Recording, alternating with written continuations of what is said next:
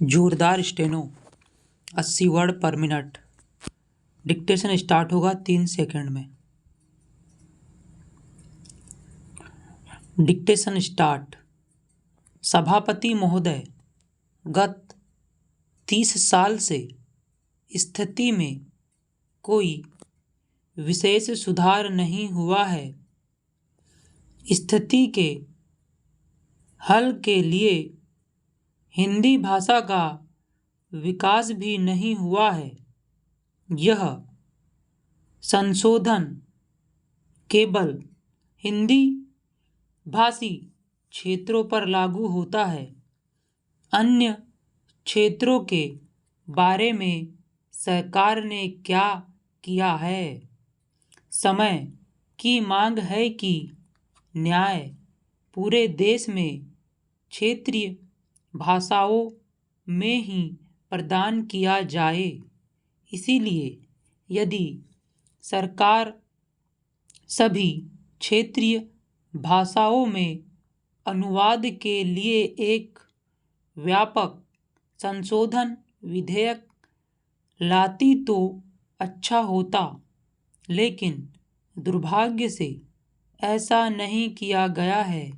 मेरे मत से भारत सरकार को तथा सरकारी संस्थाओं को भाषा के संबंध में कोई एक आधारभूत नीति अपनानी चाहिए।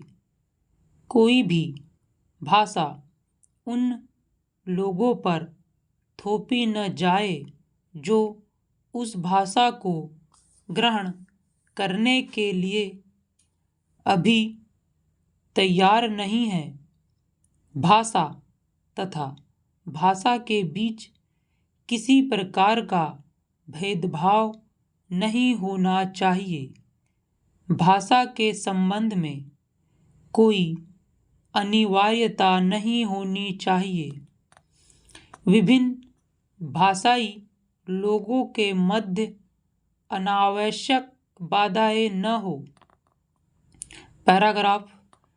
त्रिभाषा सूत्र सर्वसम्मति से स्वीकार किया गया था। दुर्भाग्य से संसद द्वारा दिए गए वचनों को कार्य रूप में लागू नहीं किया गया। इससे कठिनाइयां उत्पन्न हुई। आज भी हिंदी भाषी क्षेत्रों के हमारे मित्रों ने दक्षिण की भाषाओं को नहीं लिखा है। मुझे मालूम है कि आखिरकार हिंदी राष्ट्र की भाषा है, इसका कोई विकल्प नहीं है, लेकिन साथ ही अंग्रेजी को भी बने रहना है। हमें आने वाली लंबी अवधि तक अंग्रेजी को राजभाषा के रूप में स्वीकार करना है। हमारे जैसे बड़े राष्ट्र में 2 भाषाएं हो सकती है। इसके साथ हमें क्षेत्रीय भाषाओं का भी विकास करना चाहिए। वे क्षेत्रीय भाषाएं हैं, लेकिन हमने उन राष्ट्रीय भाषाओं के रूप में उनके महत्व के कारण स्वीकार किया है। आज हम अधिक से अधिक कट्टरपंथी और संकीर्ण विचारधारा वाले बन रहे हैं। भाषा तो केवल बातचीत का एक माध्यम है। भाषा लोगों के लिए है, लोग भाषा के लिए नहीं बने। अतः भाषा के प्रश्न को प्रतिष्ठा का प्रश्न नहीं बनाया जाना चाहिए। पैराग्राफ।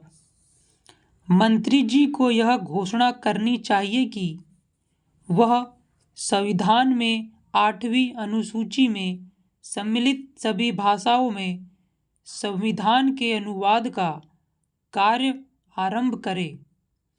भारत के लोगों को अपनी भाषा में अपना संविधान बनाना चाहिए। जो संशोधन प्रस्तुत किए गए हैं उनसे स्पष्ट है कि संविधान के हिंदी अनुवाद को प्राधिकृत किए जाने का दक्षिण भारत में कोई विरोध नहीं करता है। संविधान के हिंदी में अनुवाद के कार्य को जल्दी पूरा किया जाने की आवश्यकता के संबंध में सभी एकमत है। हम हिंदी को 2 संपर्क राजभाषाओं में से एक के रूप में स्वीकार करते हैं, किंतु यह समय है जबकि हम में से प्रत्येक को आत्मनिरीक्षण करना चाहिए। हिंदी की संस्थाएं उतनी पुस्तकों का प्रकाशन नहीं कर रही है जितना उन्हें करना चाहिए। मेरा कहना है कि सरकार की उदासीनता के कारण ही हिंदी को व्यवहारिक रूप में उचित मान्यता नहीं दी गई है। स्टॉप।